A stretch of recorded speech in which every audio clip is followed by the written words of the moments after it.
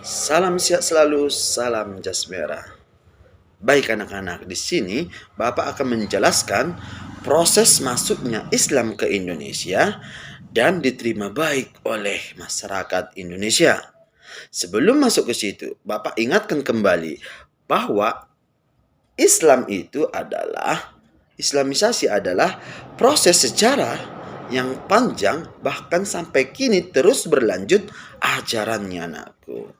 Nah, ada pertanyaan. Pak, bagaimana Islam itu diterima baik oleh bangsa kita? Jawabannya anakku, karena Islam itu bersifat universal atau umum. Sehingga gampang dan mudah bagi bangsa kita menerima ajaran tersebut dan menyebar serta berinteraksi ke daerah-daerah lainnya anakku. Ingat, faktor utamanya adalah karena Islam itu bersifat universal dan bernuansa kebaikan anakku. Nah, bagaimana Islam itu bisa cepat merata sampai ke pelosok-pelosok atau ke daerah-daerah yang ada di Indonesia? Di sini Bapak akan menjelaskannya anakku. Disimak. Terima kasih. Terdapat berbagai pendapat mengenai proses masuknya Islam di Kepulauan Indonesia anakku. Yang paling utama adalah pendapat Gujarat. Pendapat Gujarat ini nakku berasal dari Gujarat sendiri sekitar abad 13 Masehi atau abad 7 Hijriah. Yang artinya nakku, orang yang menyebarkan agama Islam ke Indonesia menurut Fitz Navel bukanlah orang Arab langsung, akan tetapi para pedagang Gujarat yang dari India yang telah memeluk Islam dan berdagang ke dunia timur, tepatnya di Indonesia. Baik nakku, pendapat yang kedua menurut Hussein Jajadiningrat yang mengatakan bahwa Islam yang masuk ke Indonesia berasal dari Persia atau yang kita kenal sekarang Iran. Pendapat ini nakku berdasarkan kebudayaan atau tradisi yang berkembang antara masyarakat Parsi atau dari India ke Indonesia nakku.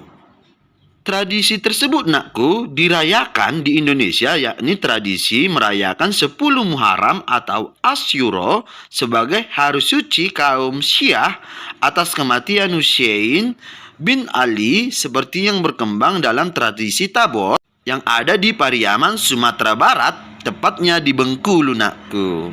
Selanjutnya nakku, pendapat yang ketiga, pendapat Buya Hamka atau Haji Abdul Malik Karim Amrullah yang mengatakan bahwa Islam berasal dari tanah kelahirannya sendiri, yakni Arab atau Mesir nakku.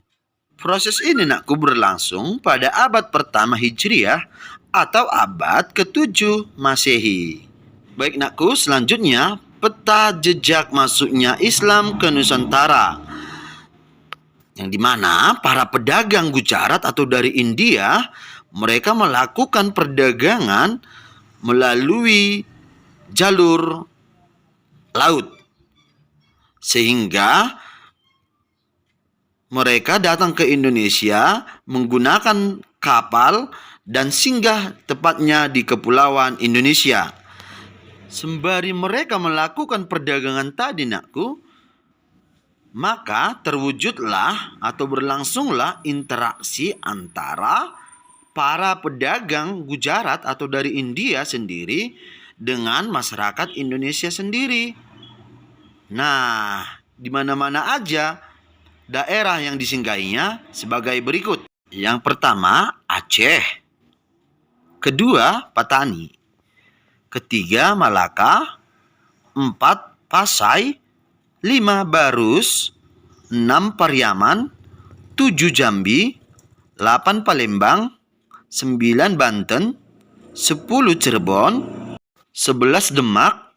12, Makassar. 13, Tanjung Priuk. 14, Banjarmasin. 15, Kutai. 16, Brunei Darussalam. 17, Sula. 18, Mangindanao. 19, Ternate. 20, Tidore. 21, Gorontalo. 22, Ambon, 23 Manado, 24 Jayapura atau Papua Barat.